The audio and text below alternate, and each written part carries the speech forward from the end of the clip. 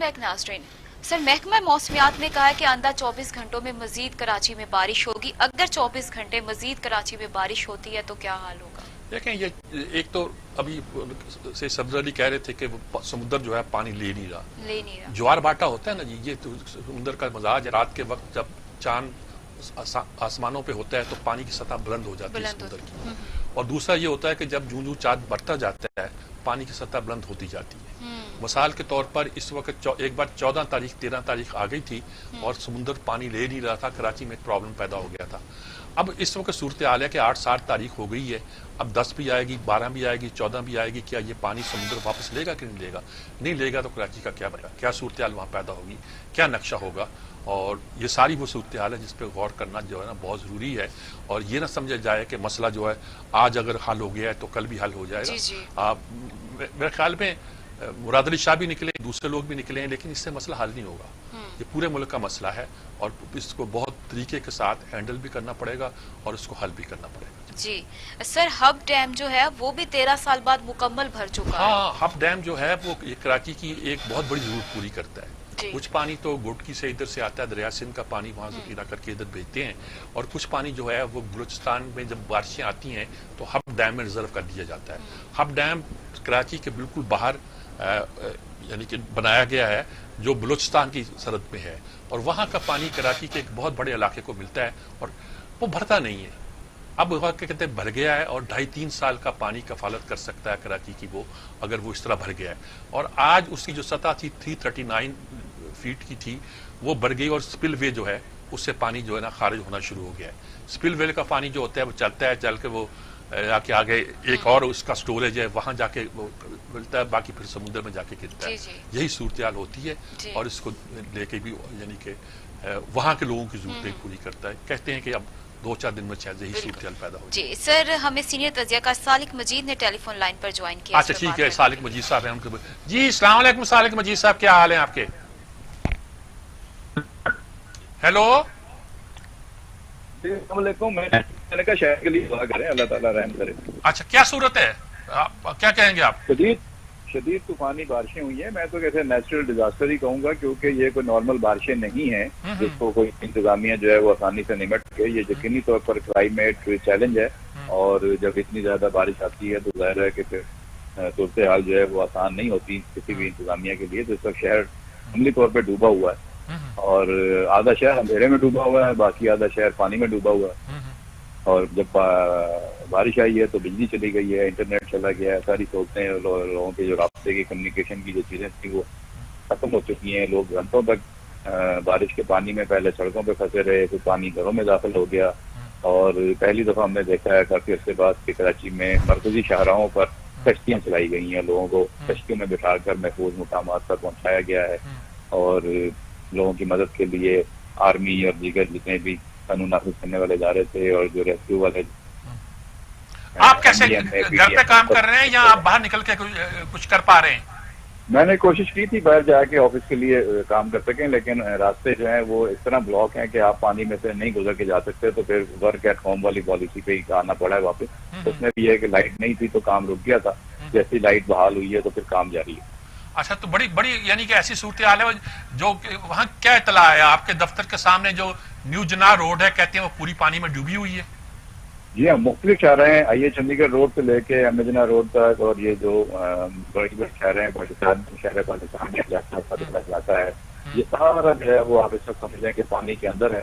اور یہاں پر لوگ جو ہیں وہ کہیں کہیں پھر پانی میں ڈوبے ہوئے ہیں. اور ابھی تک جو تازہ ترین اطلاعات ہیں وہ یہ ہیں کہ جو گلستان جوہر کا ایک علاقہ ہے سائمہ مال کے پاس، وہاں پہ آسمانی بجلی گری ہے، لینڈ سلائڈنگ ہوئی ہے، ایک دیوار گری ہے جس میں 7 سے 9 لوگ جو ہیں ملبے تلے دبے ہوئے ہیں اور ان کی ہلاکت کی اطلاع ہے. یہ آج لینڈ سلائڈنگ ہوئی ہے؟ ایک تو کل ہوئی تھی نا. یہ آج ابھی تھوڑی دیر پہلے بجلی گری ہے اور اس کے نتیجے میں لینڈ سلائڈنگ ہوئی ہے، دیوار گری ہے اور دیوار کے نیچے لوگ دبے ہوئے ہیں. ہاں، یہ کہتے ہیں کہ بجلی اس طرح کڑک رہی ہے جیسی کبھی ہم نے سنی نہیں تھی کراچی میں یہ صورتحال پیدا ہوئی ہے.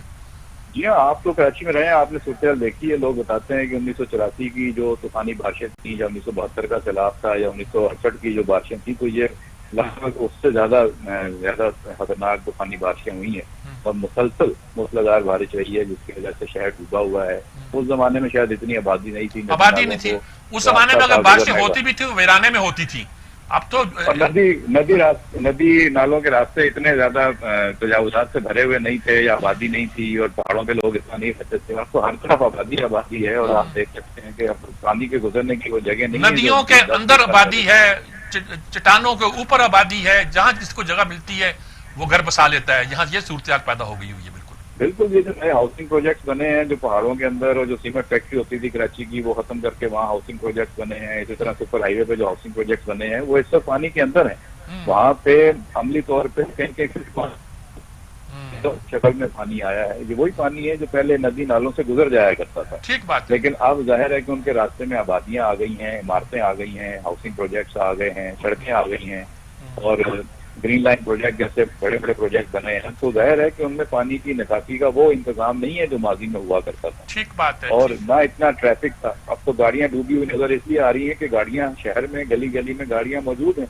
जब शहर में गाड़ियां पार करने की जगह ही खत्म हो गई है तो आप हर तरफ गाड़ियां डूबी हुई नजर आएंगी आपको। ठीक बात। और माजी की निस्बत उतना काम जो है वो शायद नहीं हो सका जितना होना चाहिए था। बातें ज्यादा हुई हैं, सियासत ज्यादा हुई है, और एक दूसरे पर इल्जाम तराशी ज्यादा हो रही है, और जो एक मिलजुल कर काम करने का जज्बा हुआ करता था वो नापैद है। वो उस तरह का कोई एक लीडरशिप क्राइसिस भी नजर आता है कि किसी एक लीडर के कहने पे लोग निकल खड़े हों, शहर में लोग अपना काम शुरू कर दें, एक दूसरे की मदद करें। यहाँ पे तो इंतजामिया भी जो है वो लाताल्लुक नजर आती है, और इंतजामिया के साथ जो सियासी तौर पर जो लोगों का शहरी चीजों को देने वाली एक सोच होती है, जज्बा होता है, वो भी खुदान है, वो भी नजर नहीं आ रहा। हालांकि बहुत सारे सियासी वर्कर तंजीमें और जो है काम करते हुए दावा कर रही है कि हमने काम भी किया है, वो कर भी रहे हैं, लेकिन जिस बड़े पैमाने पे इस वक्त बहरानी सूरत हाल है उसको निपटने के लिए जिस कदर मैकेनिज्म और जिस कदर जो है वो वसाइल दरकार थे वो नजर नहीं आ रहे। ठीक बात है। ठीक, बहुत शुक्रिया आपका खालिद मजीद साहब, आपने तफसील के साथ बातें बयान की। ये कराची के 3 अहम लोग थे जिन्होंने वहां के हाल हमें बयान किए। हमने किसी सियासी जमात से नहीं पूछा, किसी सियासी जमात से मालूम नहीं किया कि उनका कोई एंगल होगा।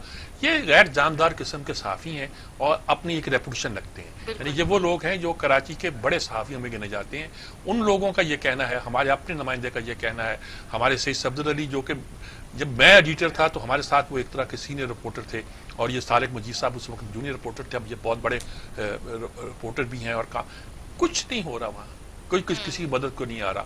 फौज के ने आज इसलिए ऐलान किया है कि हमने फलां जगह से पानी निकालने की सिस्टम लगाया है, फलां जगह ये किया है, खाना तकसीम किए हैं, बंद जो टूट गए थे उनको मरम्मत की। क्या क्या काम होने वाले हैं, और मुल्क के पास अभी कुछ नहीं है। हम कहते हैं ना हमारा इंफ्रास्ट्रक्चर बहुत बन गया है, अरे भाई कम बना है। ये जो लगे हुई थी पुरानी गवर्नमेंट बनाने के लिए कम था, अभी तो बहुत कुछ बनना बाकी है पूरे शहर में, पूरे मुल्क में, हर जगह। अगर पानी और मुसीबत पैदा हो जाए, आगे बढ़ जाए, तो शायद हमारे लिए बड़े मसाइल पैदा हो। सर, पंजाब की बात करें तो पंजाब में भी बारिश हो रही। महकमे मौसमियात ने भी बारिशों की यहाँ पे पेशगोई कर दी है, और भारत ने भी बगैर इत्तला के पानी का बड़ा रेला दराज चनाब में छोड़ दिया। एक बार पहले भी उसने किया था कि वो चनाब के रास्ते पानी जो है पाकिस्तान में दाखिल कर देता है, जिससे सेंट्रल पंजाब की, मेन पंजाब की एक बड़ी आबादी जो है वो जेर आब आ जाती है। वही कई नारे निकलते हैं, डेक नदी फलाना ये वो, जिसमें से पानी की सतह बुलंद होने के साथ बहुत सी बस्तियां उस पर डूब जाती हैं, खड़ी फसलें तबाह हो जाती हैं, इंसानों को बेघर कर देती हैं। और भारत ने तरीका पकड़ा हुआ है कि वो उसकी इतला नहीं देता। यानी कि हमारा माहिदा उनके साथ ये है, इंडस बेसिन ट्रीटी, कि वो हमें बताएगा कि हम इस दरिया में पानी छोड़ रहे हैं, एक्स्ट्रा पानी, वो हमें बताता नहीं। और अल्लाह रहम करे, एक बार जब ये हुआ था 8-10 साल पहले, तो एक तबाही ऐसी आई थी कि अल्लाह दे। उस वक्त तो ये जो अदारा था क्या ना कि जमीयतुल क्या कहते हैं उसे, हाफिज सईद का, वो भी बड़ा एक्टिव था, बड़े काम किए थे उन्होंने। अब तो वो भी अदारा नहीं है। अब अल खिदमत है ले दे के जमात इस्लामी वालों का, उनके पास कश्तियाँ भी हैं, टेंट भी है, शामियाने भी हैं, तैयारियाँ भी हो सकती हैं, उनके कारकुन भी हैं, लेकिन इस मुल्क को अभी बेशुमार ज़रूरत है। और वो जो सिविल सोसाइटी होती है, वो जो खिदमत करने के दायरे नाम नहाद बनाए होते हैं, वो सिर्फ शहरों में 5 स्टार होटलों में बैठ के तकरीरें कर सकती हैं और कुछ नहीं कर सकते। वो तेज़ तरह लड़कियाँ होंगी, कुछ एक ऐसे डैंडी एंडी से लड़के होंगे, और कुछ नहीं करेंगे सिवाय तकरीरों करने के, उनको कुछ आता नहीं। صحیح یہاں پہ بریک کا ٹائم ہوا ہے، لیکن بریک سے آنے کے بعد پروگرام میں شامل کرتے ہیں کہ سلامتی کونسل نے ایران پر مزید سخت پابندیوں کا جو مطالبہ ہے اس کو مسترد کر دیا ہے، اور ایران نے عالمی ایٹمی ایجنسی کو 2 مشتبہ جوہری تنصیبات کے معائنے کی بھی اجازت دے دی ہے۔ اس پر تفصیلی بات کرتے ہیں لیکن اس بریک کے بعد۔